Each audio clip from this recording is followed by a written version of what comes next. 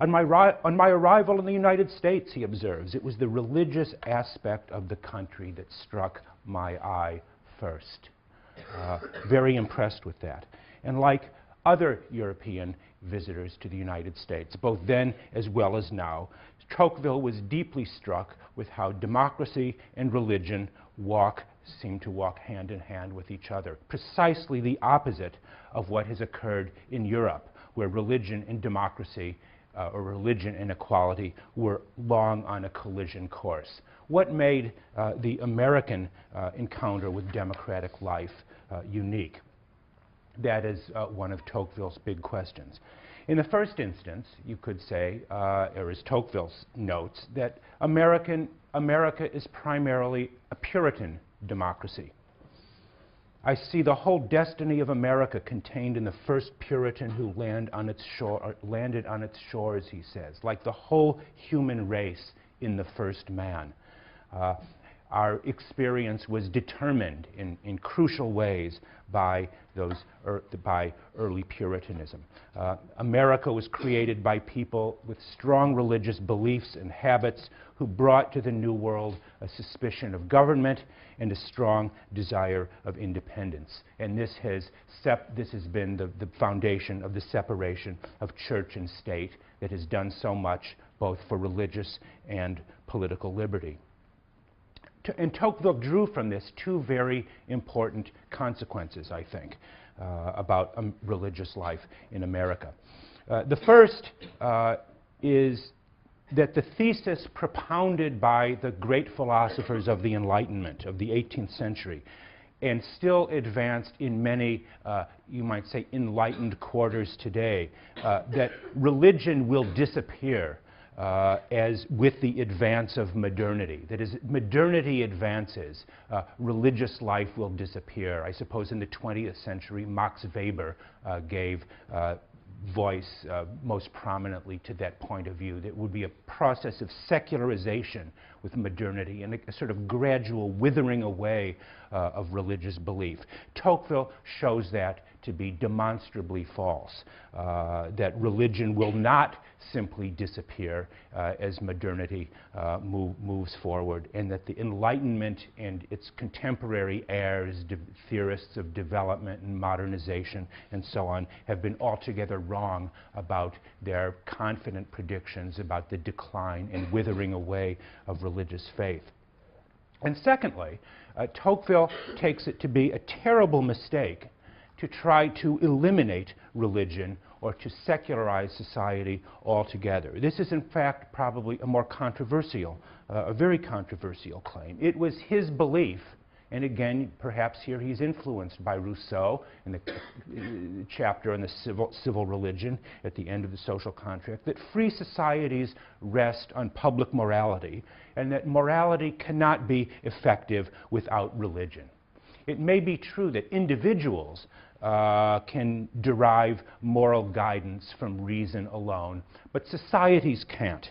And the danger of attempting to eliminate religion from public life is that the need or desire to believe will therefore be transferred to other and far more dangerous outlets.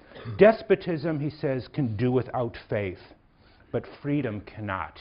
A very arresting sentence. Despotism can do without faith, but freedom cannot. Religion is more necessary in a republic and in a democratic country than any other, he says. But why is religion necessary to a republic? Why does democracy require religion? And here Tocqueville gives a variety of answers. One persistent theme running throughout his book as a whole is that only religion can resist the tendency toward materialism and a kind of low self-interest that he believes is intrinsic to democratic ages and societies. The principal business of religion, he frequently writes, is to purify, is to regulate, is to restrain the kind of ardent desire for well-being, and particularly material well-being, that becomes particularly prominent during ages of equality.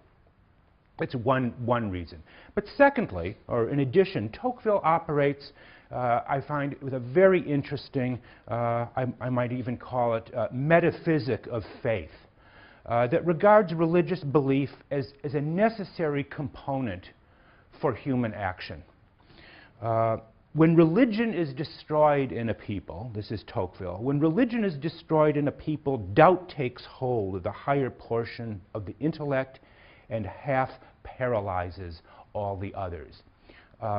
When religion is destroyed, doubt takes over, and it has a kind of paralyzing effect on the will and our capacity for action. And this paralysis of the will, this inability to act, is a condition that later writers would choose to call nihilism.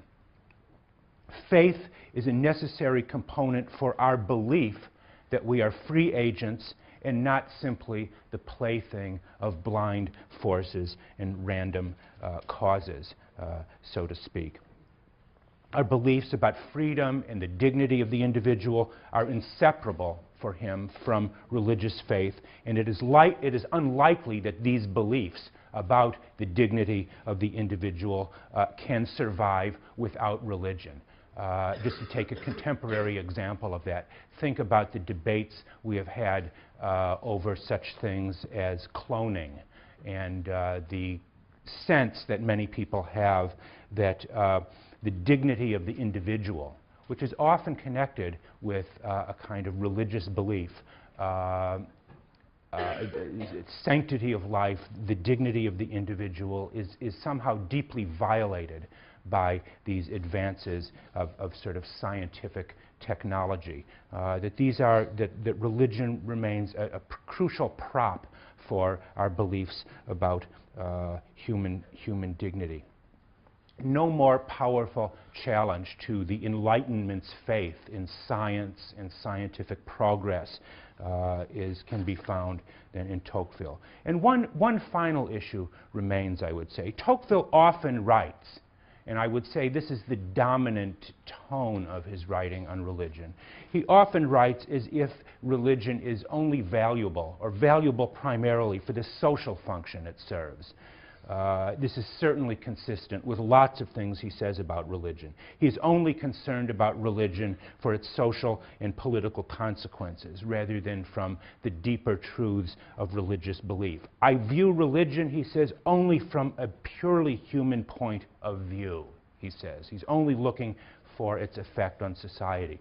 But I would ask, how accurate is that statement? Or does it describe or characterize all of Tocqueville's views about religion? I think not. Let me just say why for a minute.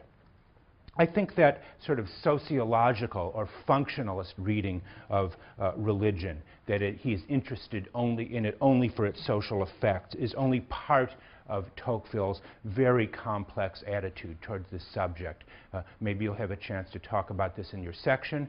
Maybe you'll have an opportunity to write about it at some other time. But remember that Tocqueville was not only a student of Rousseau. As he said in that letter to Louis de Kergolay that I mentioned last time, his other two great sources of inspiration were Montesquieu and a 17th century French philosopher named Blaise Pascal. Pascal was a religious philosopher who, more than any other, emphasized the emptiness of knowledge without faith. Man may be the rational animal, but reason is somehow unable to plumb, or reason is unable to grasp the unfathomable depths of the universe. In one of his most famous statements, Pascal said, "A vapor," he says, "a vapor, a drop of water is enough to kill him." Speaking of us, humans. A drop of water is enough to kill us. Man is a reed, the weakest in nature, but he is a thinking reed. We are weak. We think, but we are. It is our weakness. It is our dependence, a sense of dependence that struck Pascal. In Tocqueville, you can find this in several passages throughout the Democracy. Tocqueville, I think, discovered in Pascal a sense of kind of existential emptiness.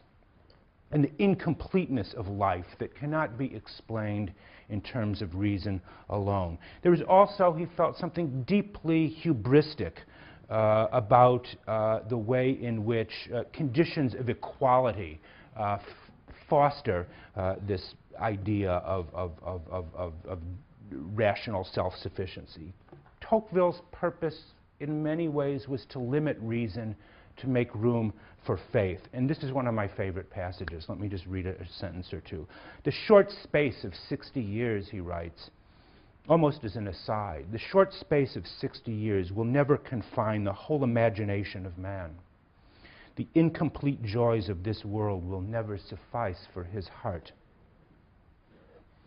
Incomplete joys of this world will never suffice for his heart. In other words, there is something we desire beyond the here and now that only faith can supply. The soul exhibits a kind of longing, a desire for eternity, and a kind of disgust with the world and the limits of physical existence. Religion, he goes on, is only a particular form of hope, and it is as natural to the human heart as hope itself. Only by a kind of aberration of the intellect and with the aid of a sort of moral violence exercised on their own nature do men stray from religious belief. An invincible inclination leads them back to religion. Disbelief is an accident. Faith alone is the permanent state of humanity. If anyone's interested, that's on page 284. But no one can possibly read that section and come away from Tocqueville by thinking he had only a kind of functionalist, sociological view of religion concerned with its effects on human behavior and society. Disbelief is an accident.